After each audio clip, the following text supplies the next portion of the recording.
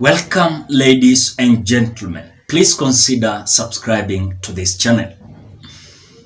Revealed the hacking and disinformation team meddling in elections.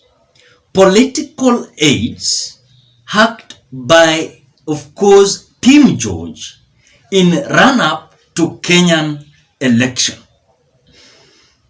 An Israeli disinformation specialist hired to run convert dirty tricks campaigns in African elections hacked political advisors close to Kenya's President William Ruto.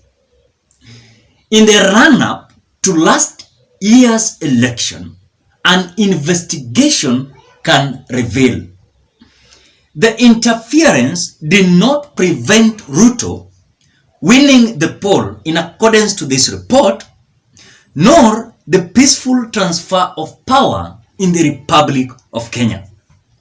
But the revelation highlights the growing risks posed by the involvement of bad actors and paid operatives in the relatively new democratic system and institutions across all countries in Africa.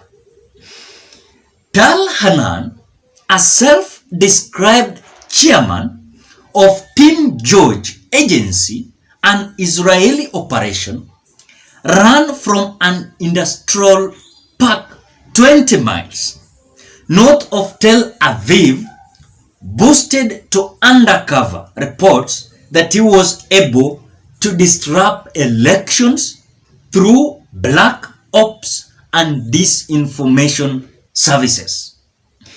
Day before Kenya's 2022 general election, he have a demonstration of his capabilities, showing how he could use hacking techniques to infiltrate the message, of course, of political advisors.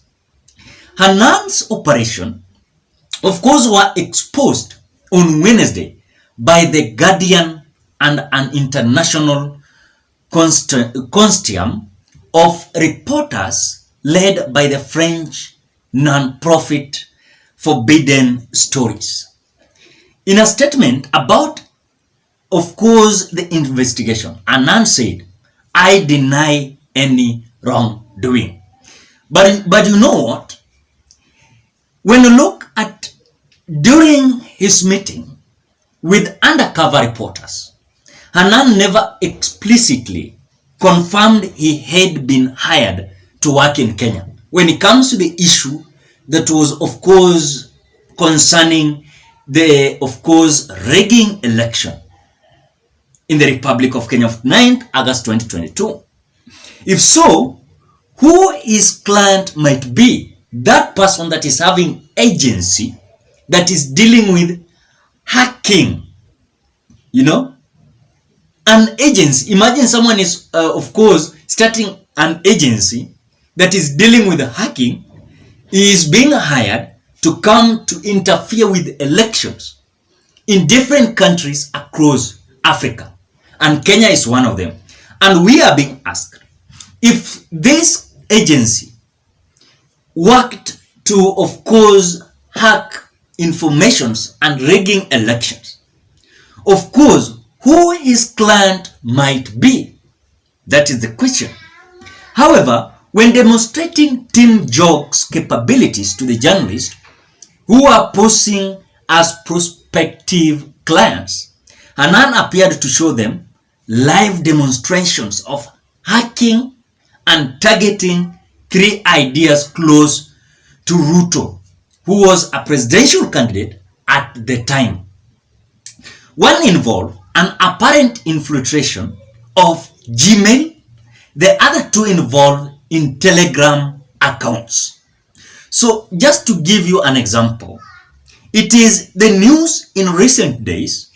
We are now involved in one elections in Africa. Hanan told the reporters on 21st 5th July last year, before we went for election. The vote in Kenya took place on 9th August. So it means there's something that happened when it comes to this agency. And I asked you, if this client was, of course, hired, then who his client might be? Raila or William Ruto? During the same meeting, Hanan claimed to have completed, imagine, 33 different campaigns, presidential level campaigns, and of course suggested a significant proposals of this were in Africa.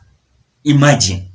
The demonstration by Hanan raises question about whether his, of course, meddling in the Kenya election was more widespread than the brief example shown to the undercover reporters.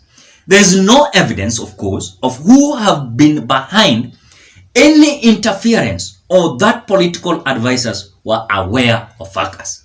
Maybe William Ruto or Raila Odinga. That is your decision and you can judge. When you look at, of course, Hanan, a 50-year-old former explosive specialist in Israel's military, showed how once he had gained access to an account, Team George could send message without the user's knowledge or consent. His aim was often to create confusion, of course, during campaign. And he said, explaining that the biggest thing is to put stakes between the right people. On, of course, one Telegram account, Hanan infiltrated before the Kenyan election belonged to a strategist who is now an aide to the president of the Republic of Kenya, William Ruto. Of course, scrolling through the Telegram account and personal chats during demonstration to undercover reporters, Hanan showed how once the hackers had access account, they could send messages to their contacts. To illustrate this, he has, of course, put a diagram here, But however, when you look at, of course, Hanan made a critical mistake and did not fully delete the message. An examination of the recipient's phone confirmed the falsified message was received. Then it means that this is a clear indication that the agencies outside Africa that are controlling the will, justice, and democracy of the people of Africa, which, according to me, without any avoidance of doubt, election of the Republic of Kenya has been always affected with this kind of agencies outside Africa. They are being hired, employed to interfere with justices, democracy in the Republic or any Republic country in whole Africa. So if this person can come out, or of course to identify even when it comes to the post-violence election of 2007, then is a person that understands how election is being rigged. So those people who are believing that election cannot be rigged, it can be rigged. It can be rigged. Because I saw some people also were arguing about the issue of course, JPEG and PDF. In fact, if you are not careful, you can be confused when it comes to the issue of JPEG and PDF. Remember, JPEG is an original photo, but PDF, it is a processed JPEG. Then the result now is being called PDF. And again, PDF might not be as the same as JPEG if the processor, the person that is processing, is having other intention. It can change things there. So that is whatever is happening when it comes to, of course, meddling election and rigging election and hacking information when it comes to election across the Africa. Ladies and gentlemen, what are your thoughts? Do you believe now that election can be rigged?